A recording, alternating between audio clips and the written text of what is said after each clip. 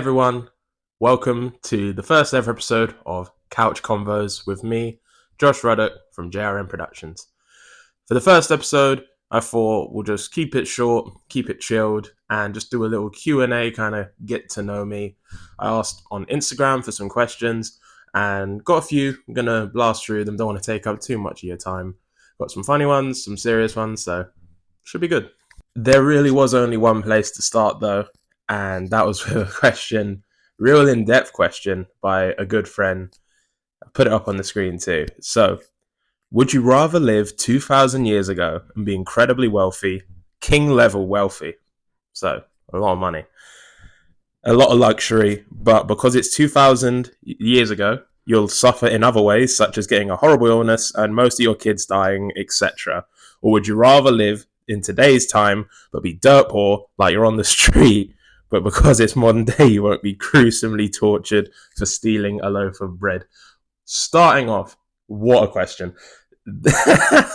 If more of the questions were like this, we'd be here like an hour instead of 10 minutes. But yeah, I mean, yeah, maybe it's me just being a bit of an egotist. I would take my chances 2,000 years ago and try be like the 0.01% of people that didn't die a gruesome death via illness or people overthrowing you as the king. So, yeah, I'll go 2,000 years ago. That's a good start, though. Amazing question. All right, next question. What's on my bucket list? I guess I'll give a professional one and a personal one. Professionally, I've, without bragging, ticked off quite a lot. So I would say interview an NBA player would be a massive bucket list item. That would be my professional one. Personally, I would go with running either a marathon or a half marathon. I don't particularly like running. It wouldn't be because I enjoy it. It would more so just because it's a pretty cool accomplishment, to say, oh, I ran a marathon. Right, the next question is, how many carrots can Jupiter hold? If we try and think about this logically, my brain will break because I am horrible at maths. A lot is the answer. Right, another question. What motivates you to get up every day and hustle? So I'm someone that's always been pretty driven. I think if you've ever known me at any point in life, you'll know I'm... I think the word competitive would be putting it lightly. I'm highly competitive, whether it's a debate, a game of Uno, on a sports pitch, it doesn't really matter. I want to win and I will treat it as such. So I think that is kind of what gets me up as opposed to anything literal. It's probably more like a mental, like I'm competing not just against everyone else, but against myself, because I've had an idea of where I wanted to be at age 15, 20, 25, 30. So yeah, I think that's probably what does it for me. But after that pretty deep question, we go to how much Sigma could a Sigma Gyatt if a Sigma could Sigma Gyatt?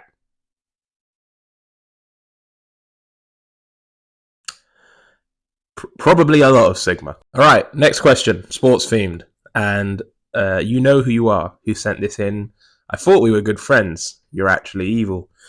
Explain in thorough detail why Myles Garrett wants a trade and where you think he'll go. For those of you that don't know, Myles Garrett is one of the best players in the NFL. He plays for my team, the Cleveland Browns, and now he wants to leave. So you're caught up on that. Why he wants to trade? The organization has shown no ability to be competent in the slightest degree. They consistently mess up, whether it's trades, free agency, draft. And I think he's had enough of it. He's been there for 8 years and it's not really got better. A couple outlier seasons. But yeah, I can completely see why he would want to trade. Don't really blame him at all. Where I think he'll go, he's from Texas. Dallas Cowboys, him and Micah Parsons on the D-line would be good. Yeah, I will guess the Dallas Cowboys. But you're a mean person who sent that in. A lovely one now. We have not a question, but you're one of the most talented, intelligent, and handsome people ever. I mean, wow, where do we even begin with this question. I'm going to leave it. I'm going to leave this question because I think we'd be here for too long. But thank you, whoever sent that in. Another question by the same person who sent in the Myles Garrett question is 5 things I love about Spurs. Now, in actual honesty, I'm an Arsenal fan, so there's more than 5 things I love about Spurs. But I'll give you 5 just to keep it short. Number 1, it's a easy 6 points every season. I love that every season when the fixture list comes out, I can just put Arsenal with a 6-point head start on the table just because of Tottenham. Number 2, I love the fact that Tottenham fans think it's a rivalry. Other than the fact that our stadiums are close, it's not a rivalry. You haven't won anything since TVs were in black and white, so it's not even close. Number 3, I love the fact that no matter how bad my life gets, I know there are people out there that support Tottenham Hotspur. Number 4, there's no better feeling than turning on the TV on a weekend and knowing that there's a 50% chance Tottenham have not won a game. That is really nice. A nice pick-me-up after a long week of work. And number 5, having Tottenham exist makes me automatically a better person just because it means I'm spending a lot of my time consoling a couple work colleagues, a couple friends that support Tottenham. And it means I'm practicing empathy a lot more, which is something I wouldn't have done if Tottenham didn't exist. So thank you very much, Tottenham Hotspur. Long may you continue. Right, next question. In terms of your career, what is your end goal? Brackets, where you want to reach. Again, without sounding, big-headed, I've already reached the place I wanted to reach, which was working at Sky Sports.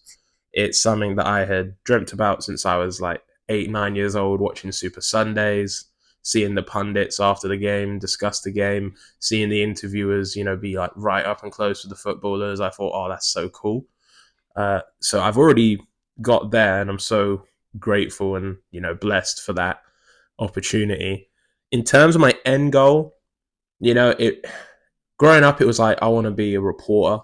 I want to be the person like they throw to on a soccer Saturday, or the one doing the interview with Declan Rice before like the Man City game. That would always be what I'd wanted to do growing up. As I got older, I also thought commentary and punditry is something that I might be suited to. And I'm still very much exploring both of those avenues, as well as working currently as a football journalist. So writing about sports, creating sports content dedicated for football. And yeah, I'm very happy doing what I'm doing. But, I think if I was being honest, in 5 years, would I expect to be doing the same thing? Probably not. Not to say that I wouldn't be adverse to doing the same thing. I'm really enjoying the job, but yeah, definitely I think there are some avenues I want to explore. So, great question. Did you plan to be on your current path in life, or just ride the wave to find out what you enjoy? Again, only speaking for myself, I definitely know people that are just riding the wave and it's allowing them to do incredible things. But for me personally, I'd always planned out pretty much every part of my life, personally and professionally, from probably like 13, when you really start thinking about things, like middle of high school. I knew, right, by 20, I want to have, shot a music video. By 25, I want to be working at Sky. By 28, etc., etc. So I had definitely planned my path out and took steps to reach those goals. And I think that was very beneficial because I'd set such a lofty goal. Most people don't get to a place like Sky at all. And if they do, they get there when they're like 28, 29, and they've had like 10 years, 8 years of experience in the media. So to get there at 21, I was really proud of myself. A lot of hard work had gone in before that, late nights, doing shoots for free, just trying to build up my portfolio, my experience. And, I'd been rejected by Sky twice the previous 2 years. So, it wasn't a case of, oh, just come in. It was very much had to earn it. And I'm very proud it turned out like that, because I feel like I deserve to be here from day one. And I think that allowed me to really push on in my first year, which allowed me to get a promotion recently. So, yeah, I think definitely I planned out my life and my career path, but to each their own. I think there's also benefits to just living life and being free, 100%. All right, and we're going to finish up with, was there a profound experience that changed your outlook on life? I think, yeah, for me, definitely my profound experience was just as COVID was about to happen. I was in my second year of sixth form, so year 13, and I was about to be kicked out of the school. There was a lot of things that had led up to that point. I wasn't in the right space mentally. I wasn't enjoying what I was doing. There were real problems, between me and this school in terms of like genuine problems, not just like a boy crying wolf.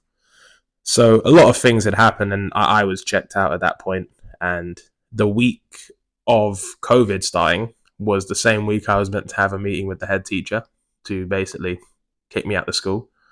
But because of COVID, that never happened, and it meant that I actually got my grades, because obviously if you get kicked out, you don't get your grades. So that's a occurrence that really could have changed my life in terms of maybe I don't get as many opportunities as I did if I don't have at least a college grade, because I was never going to go uni in the first place.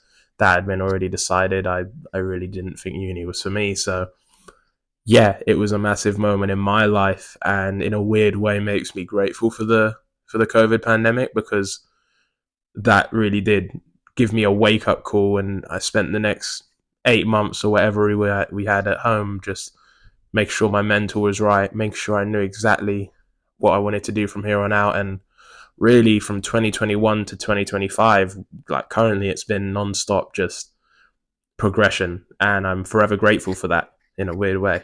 So yeah, that's a good way to end it, I think. And just wanted to say thank you for everyone who submitted questions. Thank you for everyone who tuned in.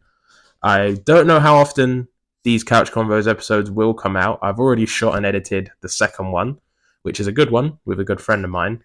But yeah, I'm thinking we're going to keep it light and breezy, as they say in Brooklyn Nine-Nine. We'll see how it goes. Leave a comment if you enjoyed, and let me know if you had any other questions that weren't in the video, and I'll try to get around to them. But thank you so much for watching episode 1 of Couch Convos. Take care.